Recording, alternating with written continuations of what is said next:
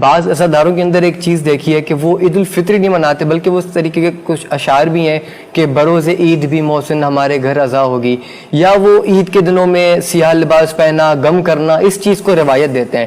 تو یہ معاملہ کس طریقے سے؟ دیکھیے، امیر المومنین علی ابن ابی طالب کے بعد کتنے امام گزرے؟ 11 امام گزرے. ان 11 اماموں کی زندگی کتنے سالوں پر محیط ہے؟ تقریباً 210 سال، 215 سال. ان 215 سالوں میں کتنی عیدیں آئیں، کتنے روزے آئے؟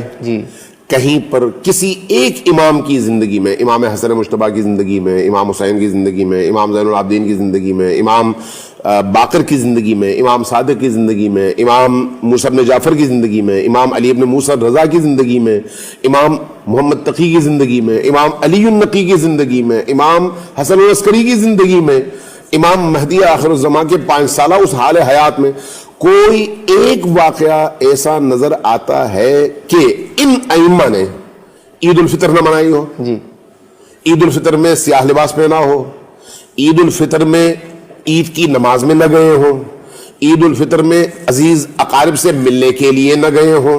ایسی کوئی روایت نہیں ملتی.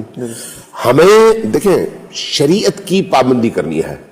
امیر المومنین خود محافظ شریعت ہیں، بے شک. لہٰذا امیر المؤمنین سے آگے بڑھ کر نہ ہمیں مسلمان بننا ہے، نہ پیچھے رہ کر مسلمان بننا ہے. امیر المؤمنین کے دامن کو تھامنا ہے، امیر المؤمنین کی اولادوں کے دامن کو تھامنا ہے. جہاں وہ نظر آتے ہیں وہاں پر کھڑے ہونا ہے، جہاں پر ان کا رخ مڑتا ہے وہاں پر اپنا رخ موڑنا ہے انہی کی طرف. لہٰذا جو انہوں نے دیا وہی دین ہے، جس کا انہوں نے انکار کیا وہ بے دینی ہے.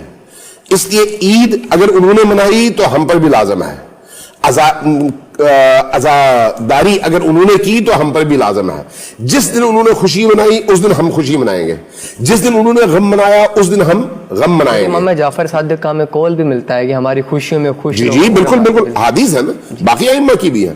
لہٰذا اب یہ جو یکم شوال ہے، بعض لوگ شاید اپنی محبت کی شدت دکھانے کے لیے وہ یہ کہتے ہیں کہ بھئی چونکہ یہ 10واں ہے، اگر اس طرح سے ہم شروع کریں تو پھر باقی تمام ائمہ کے ہاں بھی ہمیں یہی شروع کرنا پڑے گا، اور اگر یہ کریں گے تو پھر ولادتیں بھی اس کی زد پہ آ جاتی ہیں، پھر ان کے چہلم کی زد پہ آ جاتی ہیں، پھر دوسری اس طرح کی مناسبتوں کی زد پہ آ جاتی ہیں، پھر کوئی دن باقی رہتا ہی نہیں ہے. جبکہ اللہ نے دین کو انسان کی سہولت کے لیے بنایا ہے اور بھیجا ہے، اور انسان کو اس سے فائدہ اٹھانے کا حکم دیا ہے.